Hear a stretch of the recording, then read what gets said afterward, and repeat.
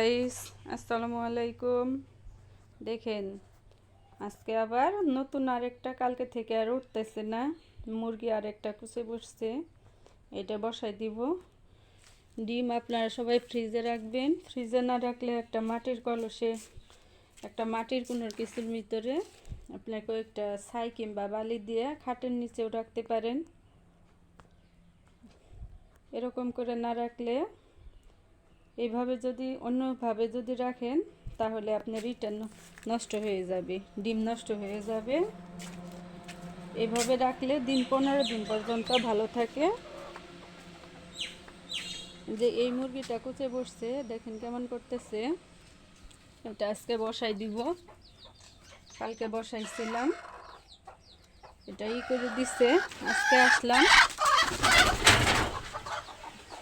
আমার দেখে মুরগি ভয় পাইছে, দৌড়ায় চলে গেল।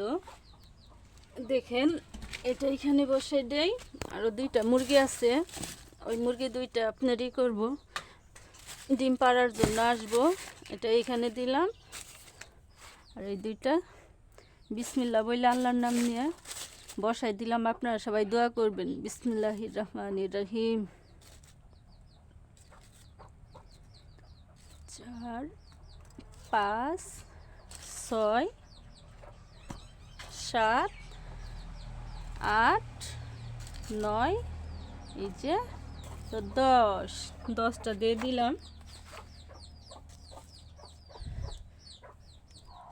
6 আর 10টা, এই যে দেখেন এইখানে 10টা দিয়ে কালকে বসাইছি। আজকে আবার মুরগি আরেকটাই হয়েছে, কুচে বসছে। এখানে আবার 10টা দিয়ে বসাই দিলাম। আর এইখানে 2টা ডিম পাড়তেছে, ওই ডিম পাড়া 2টার জন্য এখানে রাখলাম ডিম দিয়ে। ওইটা ডিম পাড়বে।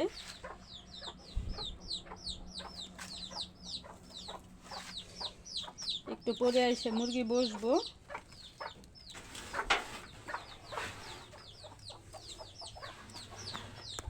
আচ্ছা, ভালো থাকেন, আল্লাহ হাফেজ।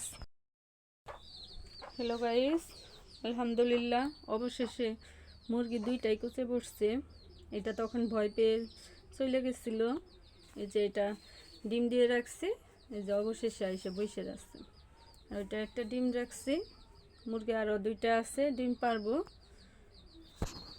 এই যে দেখেন 2টা কুচে বসছে।